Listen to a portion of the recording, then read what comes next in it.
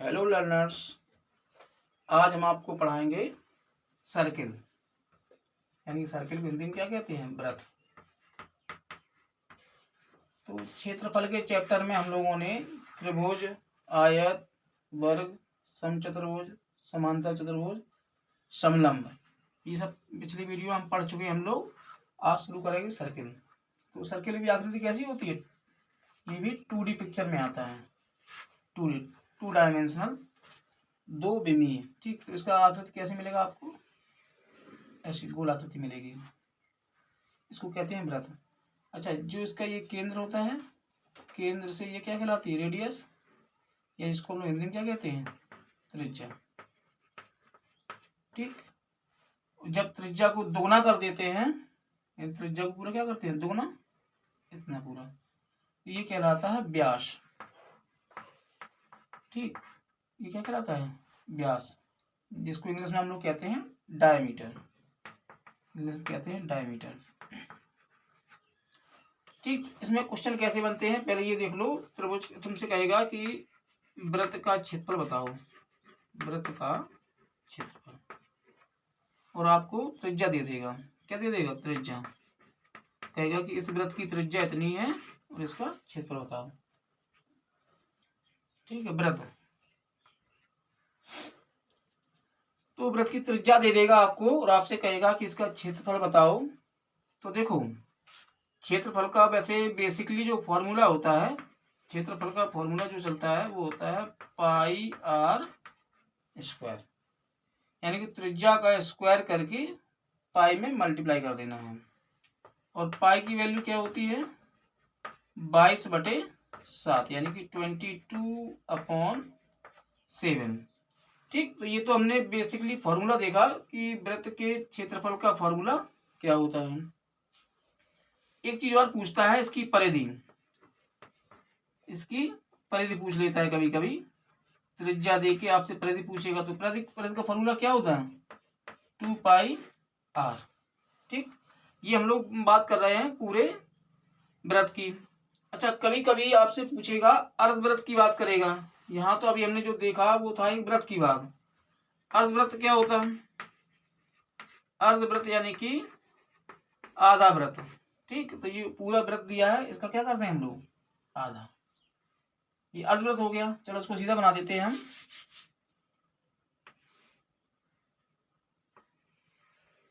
ये हो गया अर्धवृत्त। तो जब अर्धवृत्त का जो क्षेत्रफल होता है, देखो पूरे वृत्त का क्षेत्रफल क्या होता है? फॉर्मूला पाई आर स्क्वायर होता है ना। वृत्त का क्षेत्रफल का फॉर्मूला पाई आर स्क्वायर। जब ये आधा हो गया तो हम लोग फॉर्मूले को भी आधा कर देंगे। तो याद रखना है, फॉर्मूले रटना नहीं है, उनको समझना है, इनका कॉन्सेप्ट क्या है। अगर कॉन्सेप्चुअल आपने समझ लिया तो आप कभी नहीं भूलोगे इनको। तो पूरे वृत्त का क्षेत्रफल का फॉर्मूला पाई आर स्क्वायर। अर्धवृत्त कहा तो हमने आधा कर दिया। ऐसे ही बात हम लोग करते हैं परिधि की। परिधि की जब बात हम लोग करते हैं तो वृत्त की जो परिधि होती है पूरे वृत्त की, वो क्या होती है? 2πr। अब ध्यान दो जरा, आज जब अर्धवृत्त है, क्या वृत्त है? अर्धवृत्त। अर्धवृत्त की जब हम परिधि की बात कर रहे हैं तो पूरे वृत्त की परिधि 2πr। आधा वृत्त करेंगे तो हम 2 का लगा देंगे भाग, तो हो गए अर्धवृत्त। लेकिन अर्धवृत्त में ये जो देखो, परिधि का मतलब होता है आसपास की लंबाई, यानी कि जो दी गई है साइड्स, ये जो सर्किल दिया है इसकी पूरी लंबाई कैसे, ये होता है अर्धवृत्त की परिधि। आधा कर दिया हमने इसको। लेकिन एक चीज जरा ध्यान दो, इसमें ये एरिया और जुड़ जाएगा। क्या? यानी कि व्यास और जुड़ जाएगा। और व्यास को हम लोग क्या कहते हैं? 2r। तो आपको बुकों में फॉर्मूला कैसे लिखा मिलेगा कि 2 से 2 काट देंगे, यहाँ से r कॉमन ले लेंगे। चलो r कैपिटल लिखो या स्मॉल लिखो, एक ही बात है, बस एक ही फॉर्मेट में लिखना है। तो ये r कॉमन ले लेंगे, अंदर क्या रख देंगे? Pi plus 2। आया समझ में कैसे बना? ये r ब्रैकेट में पाई प्लस 2, क्योंकि पूरे वृत्त की परिधि 2πr, आधा किया अर्धवृत्त की परिधि। लेकिन अर्धवृत्त में ये व्यास और जुड़ जाता है तो 2r हमने ऐड किया, 2 से 2 कटा। अब बची चीज क्या थी? पाई आर प्लस आर। यहाँ से r कॉमन ले लिया। तो अगर आप इसका भी यूज करोगे और यहीं पे वैल्यू पुट कर दोगे तब भी आंसर वही आएगा जो आंसर इसमें रखने पर आएगा। तो याद रखना है आपको, ये कंफ्यूज नहीं होना है कि ये फॉर्मूला सही है या ये सही, क्योंकि हमें वहाँ पे पूरा क्वेश्चन लगा के नहीं दिखाना है, बस हमें अपना आंसर निकालना है। बात समझ आ रही है? तो आंसर निकालने के लिए हम लोग चाहे ये रखें चाहे ये रखें, बात एक ही होती है। बस बुकों में आपको ऐसे फॉर्मूला लिखा मिल जाएगा, पर ये बनते कैसे हैं इस तरह से। ठीक, अब जो क्वेश्चन आते हैं आपकी किसमें, कॉम्पिटिटिव एग्जाम में, वो देखो क्वेश्चन में वो लोग आपका माइंड सेट करते हैं, माइंड चेक करते हैं कि आप ये कैलकुलेशन नहीं देखते हो। कैलकुलेशन आपकी देखी जाती है बैंक के एग्जाम में, और इनके अलावा क्योंकि बैंक में कैलकुलेशन इसलिए चेक करते हैं क्योंकि उसमें फाइनेंशियल वर्क रहता है, इसलिए वो लोग कैलकुलेशन चेक करते हैं। इसके अलावा जो भी एग्जाम होते हैं बैंक के अलावा, एसएससी है, केवीएस है, टेट है, सुपर टेट है और सी टेट है, जो अदर एग्जाम जो भी होंगे आपके, पीसीएस और यूपीएससी जो भी एग्जाम होते होंगे, उनमें आपका वो लोग केवल माइंड चेक करते हैं कि आप कितना सोच सकते हो, आपकी ताकि क्षमता क्या है। तो उसमें देखो आपको क्या याद रखना है, एक रेशियो याद करना है, 7, 14, 44 और 154। देखो ये रेशियो क्या है, जब त्रिज्या 7 होती है, यानी आर कितनी होती है 7, तब हमारा व्यास, चलो हम इसको हिंदी में लिख दे रहे हैं, जब त्रिज्या होती है 7 तब व्यास बनता है 14, 14। ठीक, तब परिधि बनती है, तब परिधि बनती है कितनी 44, और ये 154 है, ये क्या बनता है क्षेत्रफल। ये हम क्यों आपको बता रहे हैं, क्योंकि आपके सर्कल से संबंधित क्वेश्चन 90% वो इसी पे रखते हैं। इसी पे रखने का मतलब या तो सीधे सीधे डायरेक्ट त्रिज्या 7 दे देंगे, ठीक, या 7 के ही गुणज में दे देंगे 3.5। आप लोग बुक को पलट के देखना या आए हुए क्वेश्चन पेपर देखना, उनमें आपको पता चल जाएगा। आधा कर दिया, या हो सकता है डबल कर देंगे, कितना कर देंगे 14, या कितना कर देंगे 3 गुना कर देंगे 21, यानी कि इसी के गुणज में ही, इसके ही मल्टीपल में आपको त्रिज्या देखने को मिलेंगी पेपर में। तो हम लोग क्या करते हैं, क्योंकि हमें समय बचाना रहता है पेपर में, क्वेश्चन तो पेपर में आए हुए क्वेश्चन आप घर पे बैठ के कर लोगे, 2 घंटे की जगह पे 3 घंटे 4 घंटे लगा दोगे, तो उसमें पेपर तो सॉल्व होगा पर आपको नौकरी नहीं मिलेगी। क्यों? क्योंकि आपने विद इन टाइम नहीं कर पाया पेपर को। इसलिए जो भी समय लगना है वो हम अपना घर पे समय लगाएंगे, वहां जाके देखते ही क्वेश्चन को हमें टिक करना है, समझ रहे हो। 10 सेकंड 15 सेकंड टाइम लगे कैलकुलेशन में, बात अलग है, बाकी ज्यादा नहीं सोचना है कि तुम सोचोगे 1 मिनट 2 मिनट टाइम मिल जाए, समय नहीं मिलता है। इसलिए हम लोग जो भी समय रहेगा वो घर पे दे देंगे। एक रेशियो याद कर लिया कि जब त्रिज्या 7 होती है तो व्यास हमारा 14 होता है, परिधि तब 44 होती है और क्षेत्रफल 154 होता है। अब देखो जरा इसमें क्वेश्चन हम लोग कैसे करोगे। ठीक, तो ये हमने आपको रेशियो याद करा दिया कि रेशियो याद कर लो, 7, 14, 44, 154। अब आपसे वो जैसे सवाल में कह देगा कि किसी व्रत की त्रिज्या 14 सेंटीमीटर है, 14 सेंटीमीटर है, तो वृत्त का क्षेत्रफल बताओ। तो वृत्त का क्षेत्रफल ज्ञात करो। अब आपसे ऐसे कह दिया, अब आप क्या करोगे, फॉर्मूला सोचोगे, पाई आर स्क्वायर, फिर आर मीन्स 14, पाई का मीन्स 22/7, कैलकुलेशन करोगे समझ आएगा। हमने क्या याद कर रखा है वृत्त के केस में कि 7, 14, 44, 154। जब त्रिज्या 7 थी तब क्षेत्रफल कितना आ रहा था 154।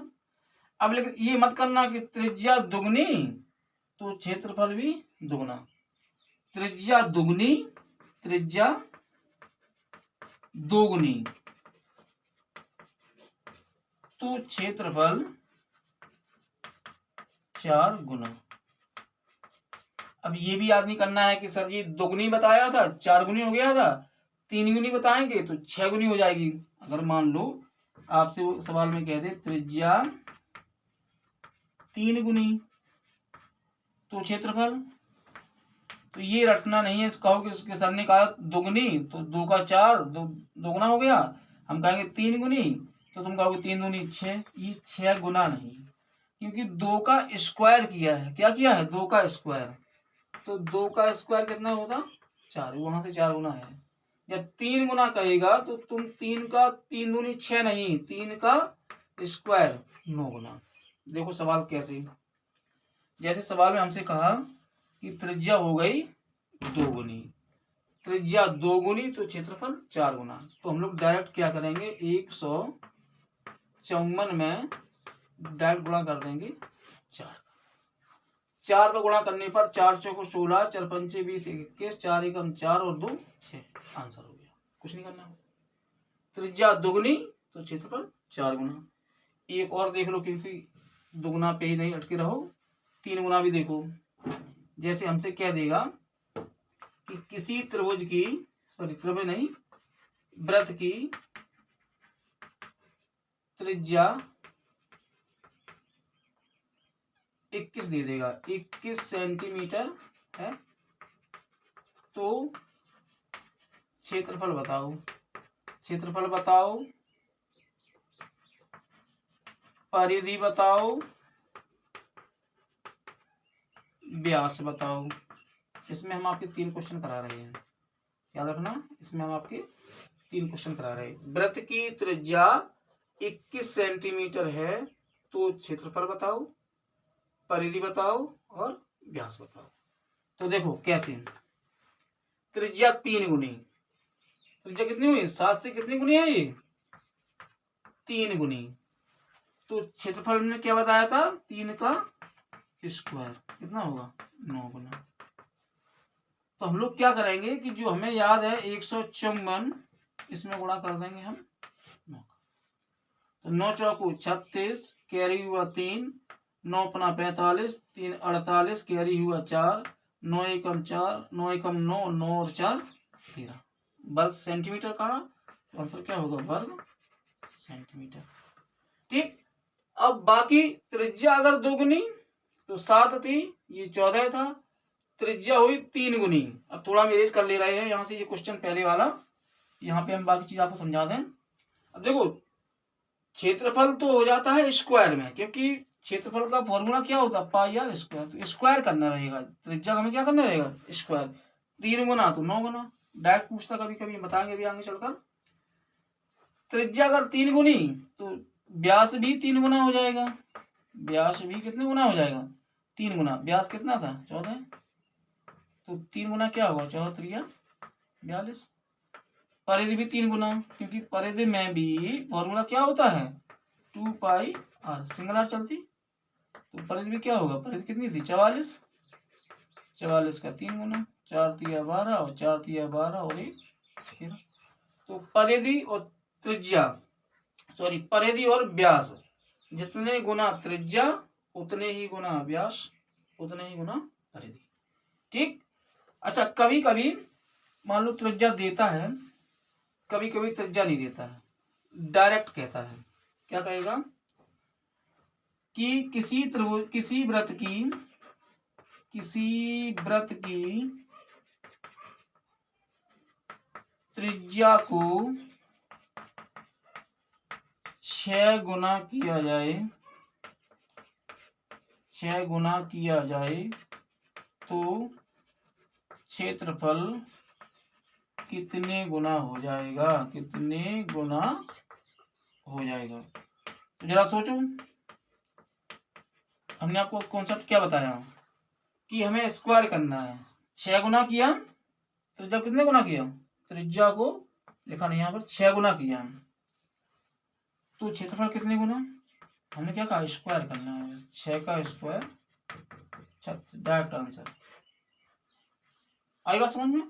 तो ये जो हम आपको कॉन्सेप्ट बता रहे हैं, इसमें आप तो एक तो त्रिज्या देगा कि 14 हो गई, 3.5 हो गई, 10 हो गई, 10.5 हो गई। ठीक है। तो क्षेत्रफल डायरेक्ट कितने? अगर त्रिज्या 6 गुना तो क्षेत्रफल 6 दूनी 12 नहीं, 6 6 36 गुना। अच्छा, एक ये और देख लो, जब त्रिज्या 3.5 दे दे, क्या दे दे 3.5। अब बताओ अब क्षेत्रफल कितना होगा। कहेगा किसी वृत्त की त्रिज्या 3.5 सेंटीमीटर, तो क्षेत्रफल बताओ।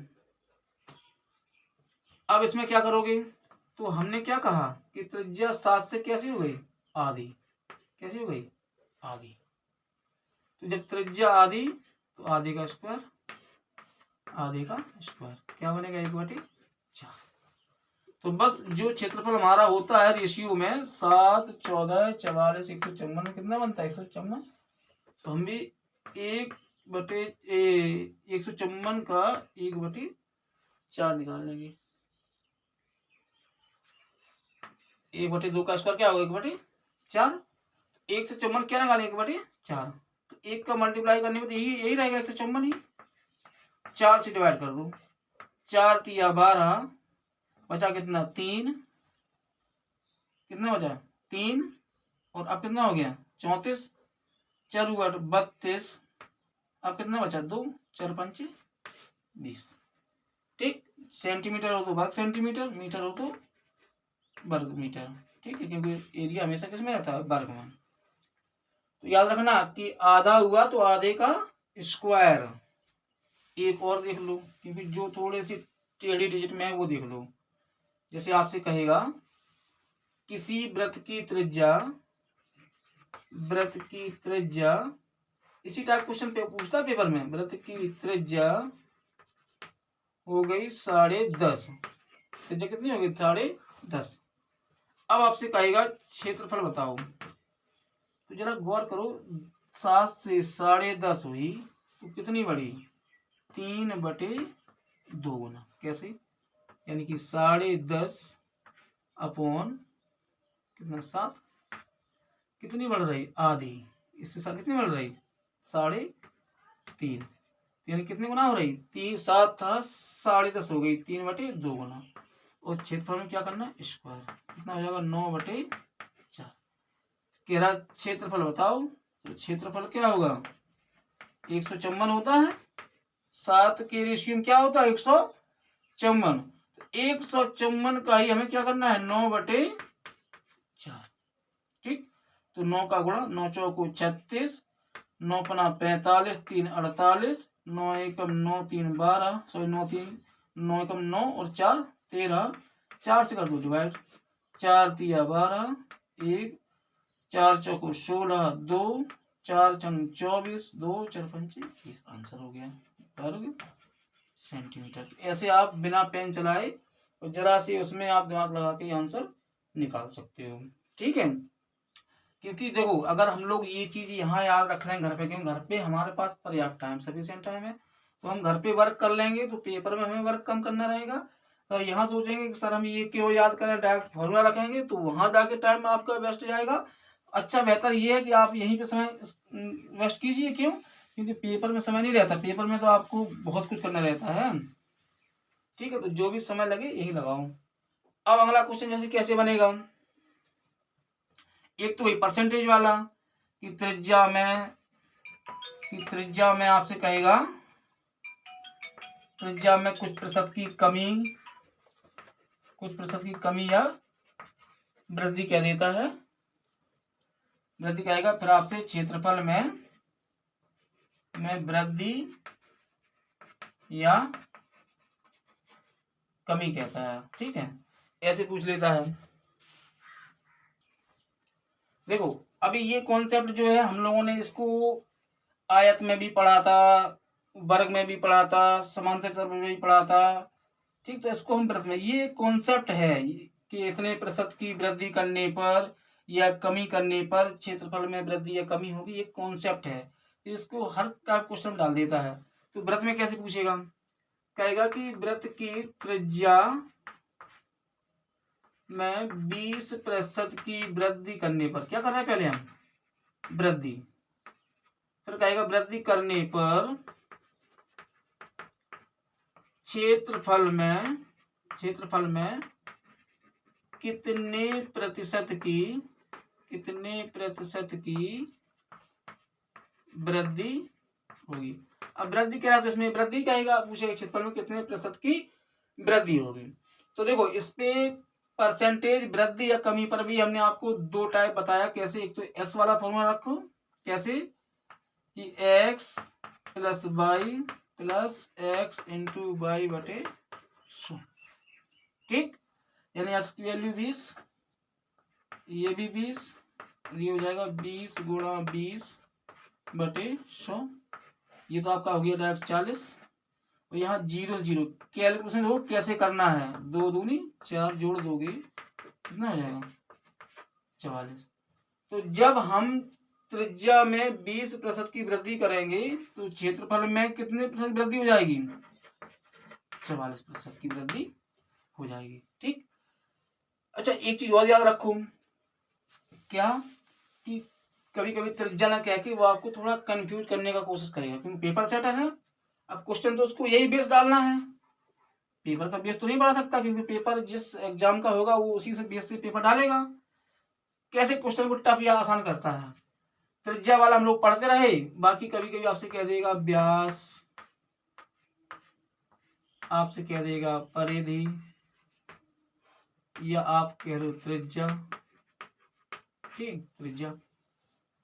इसमें क्या कहेगा आपसे कि 50% की वृद्धि की गई, कितनी की गई 50% की वृद्धि की गई, कहेगा व्यास में 50% कह देगा, या परिधि में कह देगा 50%, या त्रिज्या में कहेगा 50% वृद्धि की गई। फिर आपसे कहेगा क्षेत्रफल में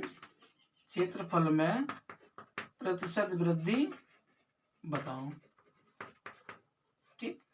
याद रखना ये चीज, क्योंकि त्रिज्या रट के नहीं रखना है कि त्रिज्या में ही सर ने बताया था, ये तो व्यास में आ गया। अरे तो व्यास कहे परिधि कहे सब में है तो एक ही आर, इसमें भी व्यास में क्या होता है 2r, परिधि में क्या होता है 2πr, त्रिज्या में क्या होता है r, है तो सिंगल ही यार, यही स्क्वायर नहीं हुआ ना।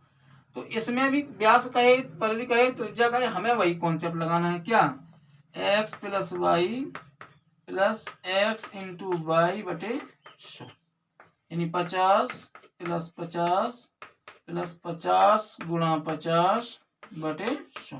जोड़ने का तरीका, इनको जोड़ लो 100 और यहाँ हो जाएगा 25, आंसर क्या बन जाएगा 125% की वृद्धि। समझ में आया। तो व्यास कहे त्रिज्या कहे परिधि कहे वृद्धि कहे, तो आपको कॉन्सेप्ट वही लगाना है। अब इतना बात लगा कि हमने आपको कॉन्सेप्ट और बताया था 100 मान के, कि 100 था, कितना था क्षेत्रफल 100, 50% की वृद्धि तो 100 का 50%, 50 यानी हो गया 150, 150 का 50% यानी कि 75 हो गया, जोड़ोगे बन जाएगा 225। 100 क्षेत्रफल था 225 हो गया। तो याद रखना कि 100 से 225% हुआ है, लेकिन वृद्धि कितनी हुई, तो इनका अंतर कितने का 125 का। बात समझ आई। 100 भी मान कर सकते हो कि क्षेत्रफल 100 था, 50 बढ़ाया तो 150 हुआ। अब 150 का 50% तो कितना होगा 75 यानी 75, जोड़ दोगे तो 100 क्षेत्रफल था, अब जाके हो गया 225, तो बढ़ा कितना 125। तो आप ऐसे भी कर सकते हो 100 मानकर, ठीक।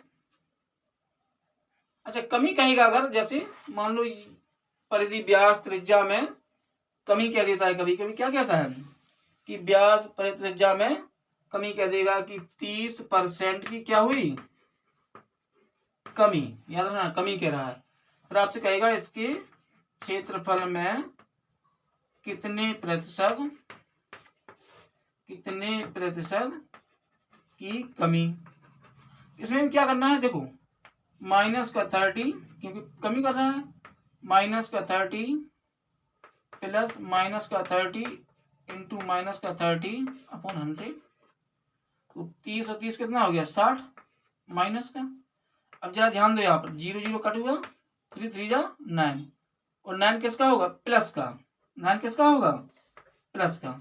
तो 60 से 9 प्लस का सब्ट्रैक्ट क्या बचा 51, तो बस यही आंसर हो गया 51% की कमी। 100 मान कैसे करोगे 100 से, देखो तरीके वही है, बस है क्या या आपको जो समझ में आ जाए। 100 से कैसे करोगे, 100 था, 30% की कमी तो कितना हो गया 70। अब देखो 100 पे 30 था, 70 हुआ, अब 7 का 30 तो बन जाएगा 21। कैसे 10% हुआ 7, एक अंक के बाद दशमलव लगाओ हो जाता है 10%। अब 30% कहा तो 3 गुना रहा 10 का, तो 3 गुना 30 21, ये हटा दो इससे तो कितना बचा 9, यहाँ बचा 4। अब जरा यहाँ इतना याद रखना कि 100 था 49 हो गया, 100 था 49। अब ये याद मत करना कि 49% की कमी हो गई, नहीं, 100 लेके चले 49 बचा, तो कम कितना हुआ 51। 100 से 49 सब्ट्रैक्ट करो, 51% की क्या हुई कमी। आया समझ में। इस तरह से प्रतिशत वाले, क्योंकि यहाँ पे बच्चे कंफ्यूज हो जाते हैं कि सर कह रहे थे त्रिज्या त्रिज्या त्रिज्या त्रिज्या में इतनी कमी इतनी वृद्धि, सवाल में लग दिया परिधि या व्यास। कंफ्यूज नहीं होना है, जो कॉन्सेप्ट हम लोग त्रिज्या में लगा रहे थे वही कॉन्सेप्ट हम लोग व्यास में लगाएंगे और वही कॉन्सेप्ट हम लोग परिधि में लगाएंगे। ठीक। हाँ, थोड़ा लाइट का इशू था, गांव है या शहर हो कहीं भी प्रॉब्लम हो सकती है, लाइट का इशू था तो कोई बड़ी बात नहीं है, हम लोग अपना उस पर रहेंगे, फोकस करेंगे, हम लोगों का एम क्या है। देखो लाइट फिर से आ गई। चल देखो क्वेश्चन कैसे कहेगा, कहेगा 18 सेंटीमीटर, 18 सेंटीमीटर लंबे और 14 सेंटीमीटर चौड़े आयत में बनने वाले बड़े से बड़े वृत्त का क्षेत्रफल ज्ञात कीजिए। बात समझ में आ रही है। 18 सेंटीमीटर लंबे और 14 सेंटीमीटर चौड़े आयत में बनने वाले बड़े से बड़े वृत्त का क्षेत्रफल ज्ञात करो। तो जरा देखो, जैसे हम लोग कोई एक आयत बनाए, ठीक, ये हमने एक बनाया आयत, बड़ी भुजा है तो ये हो गई हमारी 18 सेंटीमीटर और ये चौड़ी भुजा है, छोटी भुजा है 14 सेंटीमीटर होगी। कह रहा है इसमें बड़े से बड़ा वृत्त बनाओ और उसका बनाओ क्षेत्रफल। तो देखो 18 सेंटीमीटर तो हम लोग ऐसे तो वृत्त नहीं बना पाएंगे, कैसे वृत्त बनेगा, ये तो वृत्त नहीं रहा, क्योंकि वृत्त कैसे रहता है, एक सेंटर पॉइंट होता है जहां से दूरी सबकी जगह दूरी कैसी रहती है, दूरी समान रहती है। ये दूरी तो हो गया आपका सर्पिलाकार, जैसे हम लोगों का चंद्रमा और वो घूमता है। तो वृत्त कैसे बनेगा, वृत्त बनेगा चौड़ाई के अकॉर्डिंग, यानी कि हमें चौड़ाई को ऐसे लंबाई को टच कराते हुए ये वृत्त बना पाएंगे हम। बस इतना आपको सोचना था, अब आंसर कुछ नहीं रह गया। क्यों, क्योंकि हमने आपको बताया पहले भी। अब इसमें ये वृत्त का व्यास कितना हुआ 14, त्रिज्या कितनी हुई 7, और आपने कॉन्सेप्ट याद कर रखा है 7 14 44 154, जब 7 त्रिज्या तो क्षेत्रफल 154। ये क्वेश्चन हम बना के नहीं दे रहे हैं, बात समझ, ये क्वेश्चन आए हुए हमने कहीं ना कहीं से उठाए हुए क्वेश्चन, ऐसे क्वेश्चन दिया था।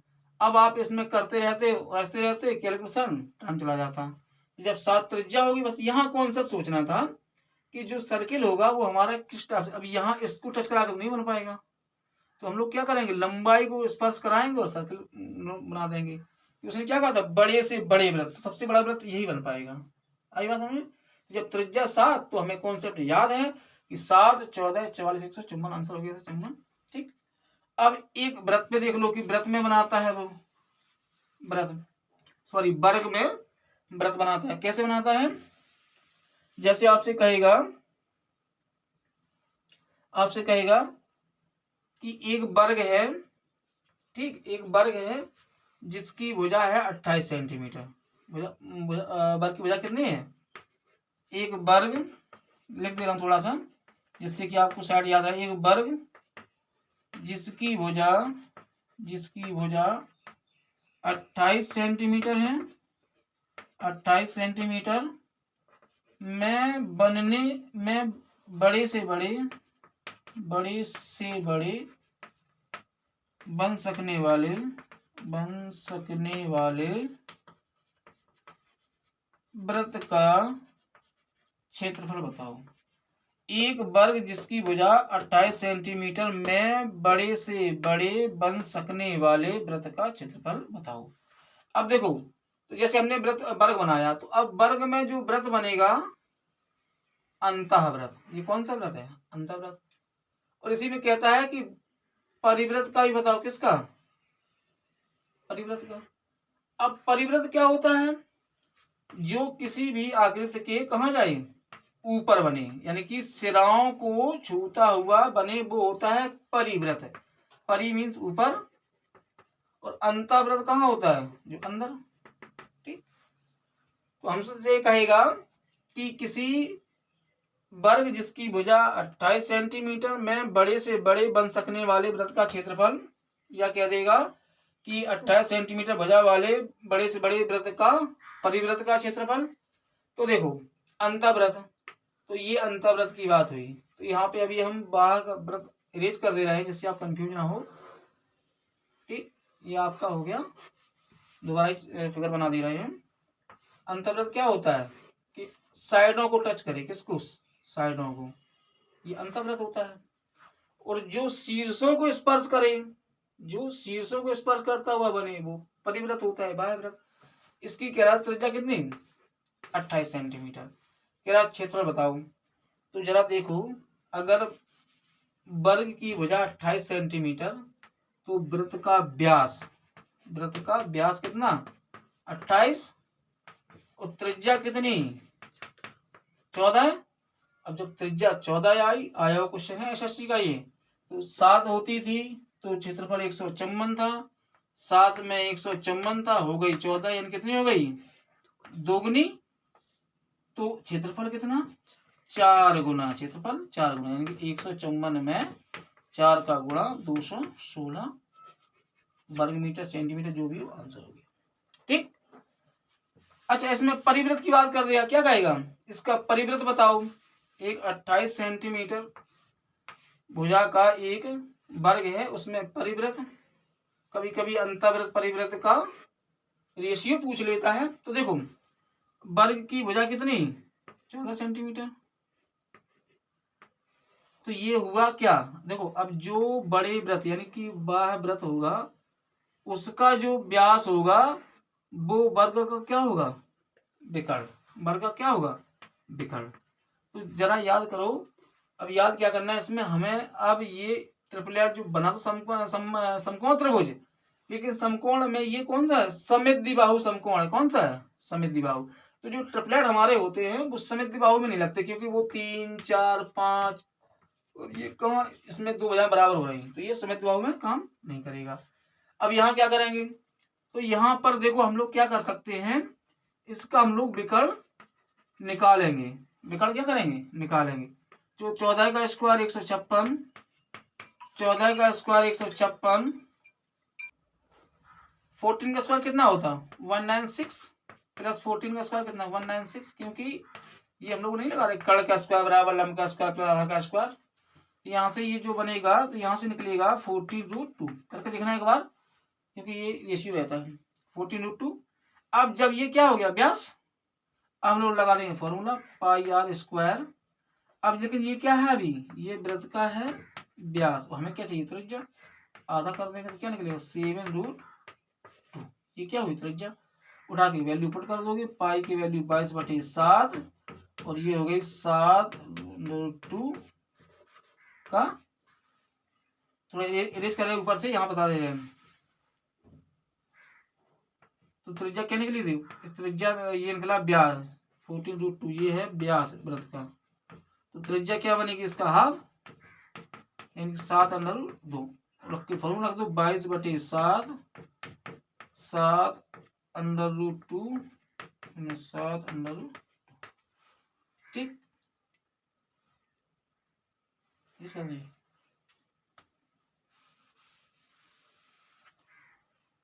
सॉल्व करो।